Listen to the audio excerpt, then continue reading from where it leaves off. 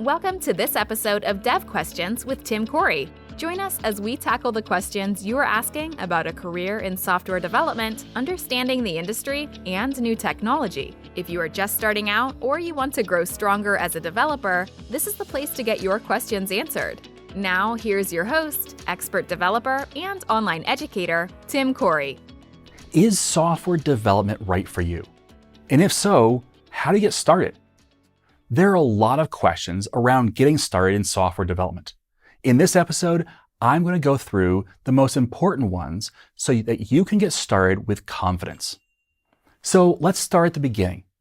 What does a software developer do? And you might think, well, they write code, right? But no, let's talk about how they do their job. First, they build logic. Think about Legos without an instruction booklet. When I was growing up, I had this bin that was full of Legos. And of course, when you buy Legos, they come in a set, and you get instructions for building a few different things from that set. But after I did that a few times, those Legos went into the bin with all the rest of the Legos I had. And the majority of my time was spent building things that didn't have instructions. I would think through, I want to build a castle. And so I'd build a castle based upon the Legos I have. Or I want to build a house or a spaceship. And so I would build these things without instructions. And that's what software developers kind of do. They have this idea in their mind, and then they figure out how to build that. They build an application based upon an idea. They have all the Lego pieces of all the different code bits, including all the different syntax. And they say, okay, I know all these things. I have this bin full of syntax. And now I want to build this application that does this. They build the logic that goes from the Lego bits to a completed project. That's the first thing that software developers do. Now, number two, software developers solve problems. Think about this. Recently, I've been struggling with, and I finally fixed, but I've been struggling with the fact that my computer would start back up when I shut it down in sleep mode. So I'd put it to sleep, and then I'd come back the next morning and find my computer up and running. And if I would put it to sleep and wait for a little bit, it'd start right back up, which is frustrating, okay? So that's a problem. And so as a software developer, I had to figure out, how do I solve that problem, right? And yeah, I didn't write code for that. What I did instead was I figured out, okay, what things could wake it up from sleep? And so I would start changing things and identifying, okay, this thing could wake it up. Let's change it so it wouldn't. And then it didn't fix the problem. And I would do the next thing and the next thing, keep investigating, keep diving deeper and going through more settings and more changes until I figured out the things that were waking it up. And it was more than one thing, but the things were waking it up from sleep so that now when I put it to sleep, it stays asleep. Okay? That's problem solving. It's not just I Google the answer. I might Google the answer still, but then I look at the answer and say, does this apply to me?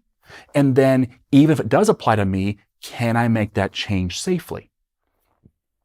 As software developers, we do problem solving all the time. It's called debugging. You see, when we write software, we almost never write perfect software. In fact, I don't think I've ever seen perfect software. So when not perfect software gets out in the public, they usually find problems. When they do, they report the problem, and then we have to figure out how to reproduce the problem, and then how to identify how to not have that problem occur again, while also not causing more problems. Okay, that's debugging.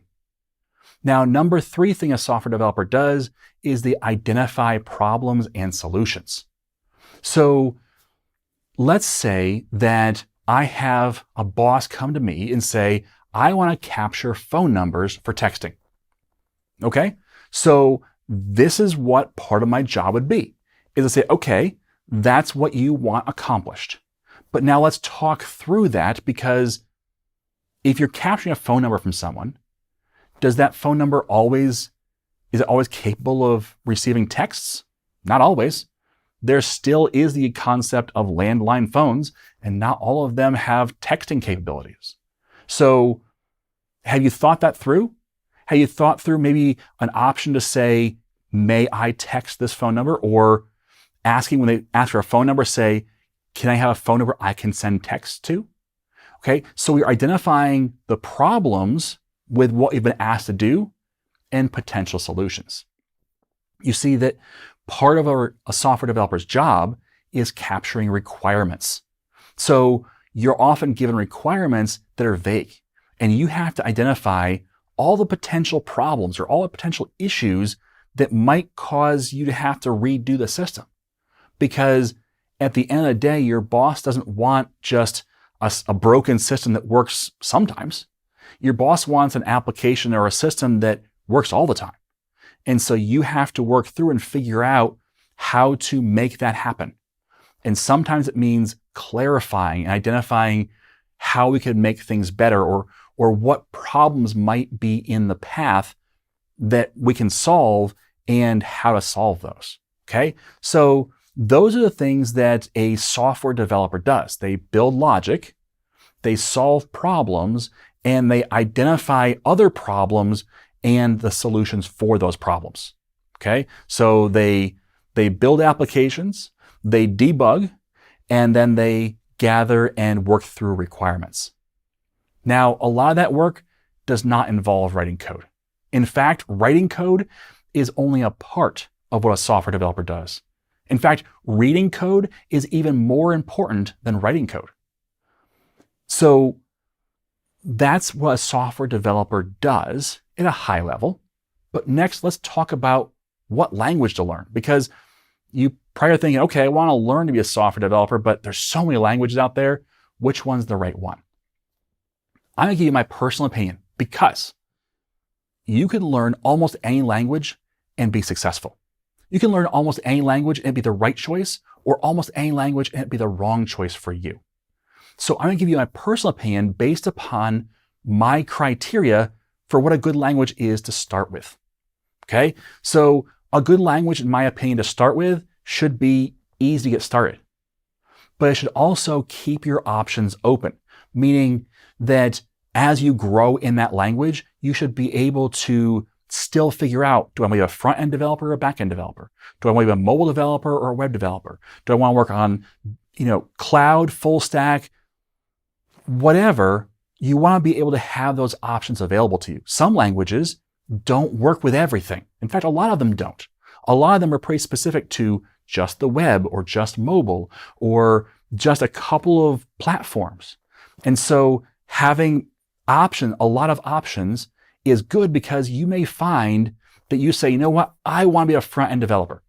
And you focus on that until you start getting into it and you realize, I don't like HTML and CSS.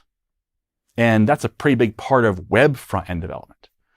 And so you go, oops, I kind of like back-end code. But if you chose the wrong language, well, you don't have a lot of options for back-end code. So that's my second criteria, is keeping your options open for as long as possible. Number 3, I like a proven language. There are some languages that have been out for just a few years. There are some languages that have changed dramatically year over year. There are some languages that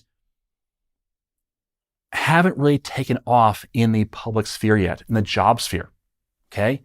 And so I like a proven language. And number 4, I like lots of job opportunities. Now, to be clear, it doesn't need to be the most job opportunities, because as I love telling people, you don't need all the jobs, you need one job. Now, yes, if there's only 2 jobs available, that's kind of tough, because you're now fighting with everybody else for 2 possible positions. But if there's 2,000 opportunities versus 20,000 opportunities, is that a big difference? Well, actually not really, because if it's 20,000 opportunities, more likely it's because more people are trying to compete for that biggest opportunity. And so sometimes being in the middle, it can be really helpful. But so the 4th criteria I look at are easy to get started, keep your options open, proven, and lots of job opportunities. So my personal recommendation is C#, which probably isn't a big shock to you because you're on a channel dedicated to C#. but there's a reason why I enjoy C#. Now, I have programmed in well over 24 languages professionally. I spent a lot of time as a consultant working for a number of different clients, and my boss would just give me new jobs in new languages all the time. And so, yes, I have looked and I've worked with a number of languages, and I have found that I really enjoy C#. And I think that there's a lot of reasons why I would recommend it for a beginner language.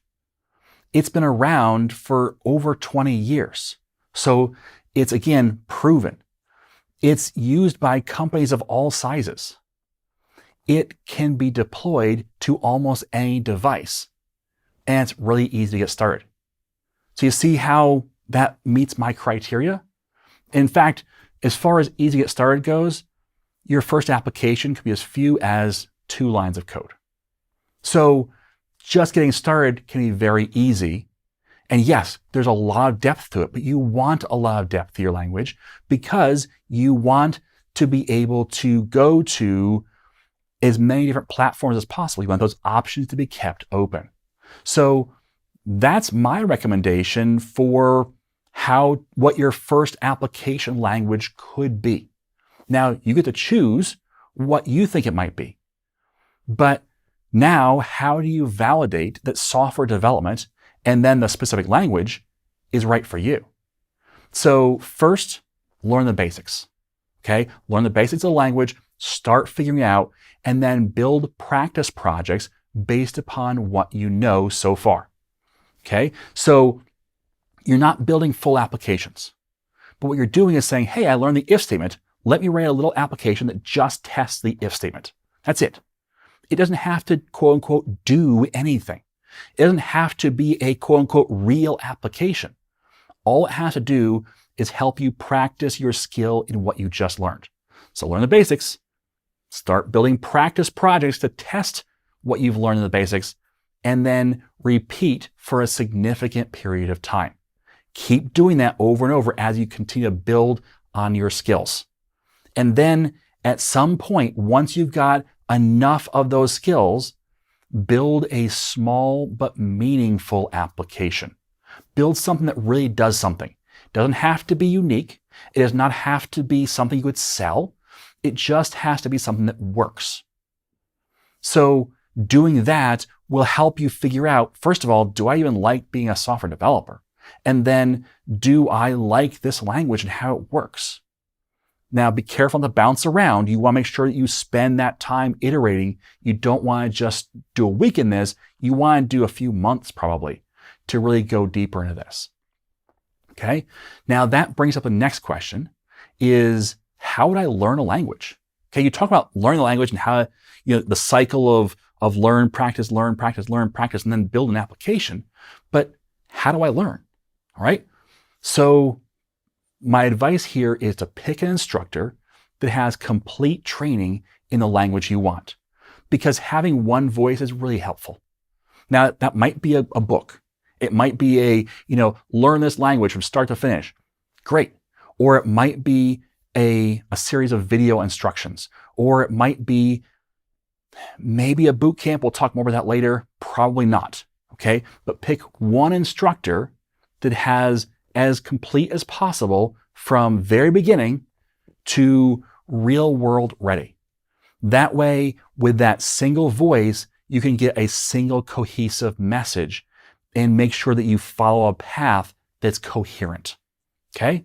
Now, then follow their training step by step. For example, I cover C#. I have a lot of free training as well as a comprehensive master course on C#, which is the equivalent of an entire training path in one course. So that works. That works for a lot of thousands of students have done that because they want to learn C#.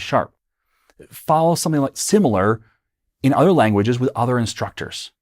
You want that one go right through path. You don't want to have a path that has 8, 10 different instructors popping in, popping out, covering similar things, not covering things, leaving gaps. You don't want that more difficult process for learning that language. So what about formal training? I talked about a boot camp. What about boot camps or a degree? So these are expensive options, which means that changing your mind is very expensive. And sometimes that can be the sunk cost fallacy of, I've already put $10,000 in this, I really don't want to back out now. Well, but if it's not right for you, then it's not right for you, right? So that's one thing. But also, maybe you put $10,000 in and say, I'm not going to follow a sunk cost fallacy. I'm going to get out because it's not for me. But you lost $10,000. Like, that's a very expensive thing to do. So I would encourage you not to do that as a first step. It's also hard to stay up to date. So check to see how modern their curriculum is. I know that for a lot of colleges, it's at least a 3-year cycle to get something from designed to in the classroom. In software development terms, 3 years is a very long time, and lots of things are out of date. Now, professors do work very hard to kind of, I don't want to say circumvent because that's not the right word, but they try to get the newer things into their classroom anyway. So sometimes you'll have a great experience with the most modern things, and sometimes it will be up to date, but a lot of times it's not. So you need to check to see how modern their curriculum is. There's also a lot of colleges and boot camps that are just out for your money. So you need to verify their authenticity and their quality. I know personally of colleges that will say they have degrees in software development that they do technically, but I know that you will not learn very much about software development if you go there. And it's mainly going to be you spending a lot of money for not a lot of value. So verify that they're authentic and they're quality. Now, different people learn different ways. Figure out what works for you. It may be that learning from a video platform doesn't work for you. Maybe you're not motivated that way. Maybe you need to have people to, rub shoulders with. Maybe you need to be in a classroom environment. Then yeah, that might be a good opportunity for you. But don't let a job dictate your path. Being a good developer is much more important than a degree or in something else or how you become a developer. Okay? So if you become a developer, a great developer, your employer will care more about the fact that you're a great developer than how you did it.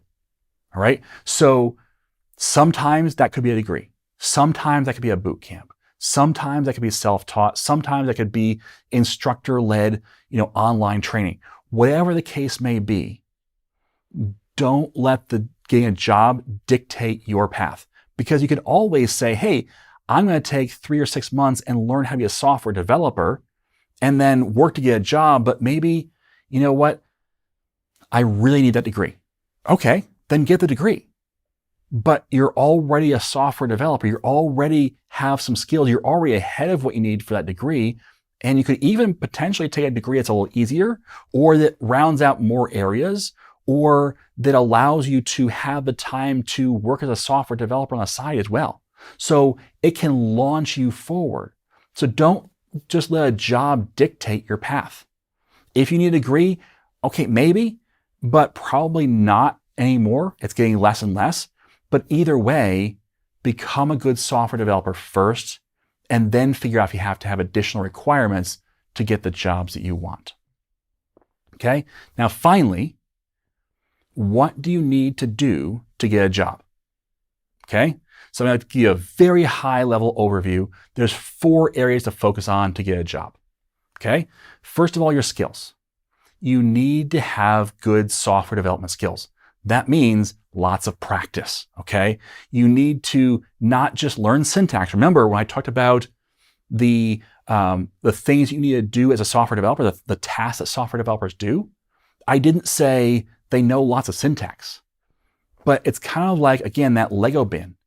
The more syntax you know, the more different types of pieces are in the bin. But that's not the real thing as a software developer. That's not the thing that software developers primarily need to know. They need to have a full bin or a pretty full bin, but what's more important is how they can build things.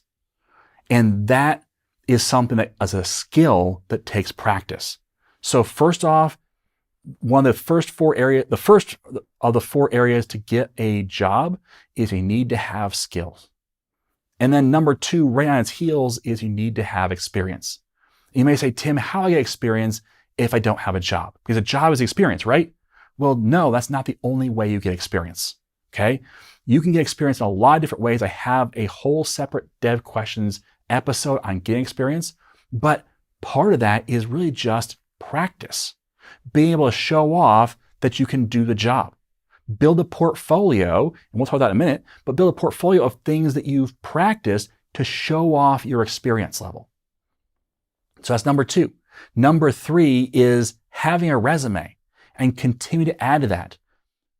Try to get jobs in software development, even small jobs, even if it's internships, whatever it may be. Try and get a job to put something on your resume.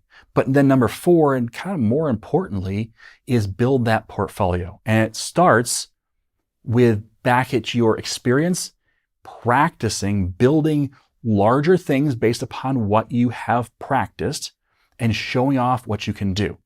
So those are the four things to get a job. You need to have skill, experience, a good resume, and a good portfolio. And those things are going to evolve over time. And yes, when you first start off, the resume is going to be light, but you can do a lot by having good skills, good experience through practice, and then a portfolio that shows off what you can do. And yeah, it might be an entry-level job, but you're more likely to get that entry-level job based upon your experience, based upon your portfolio, based upon your skills. Okay? Now, becoming a software developer can be a great career option. The key is to get started right and validate that this is the career for you and doing so in a way that won't be too expensive. I hope these answers helped you identify your next steps to take. Thanks for listening. And as always, I am Tim Corey.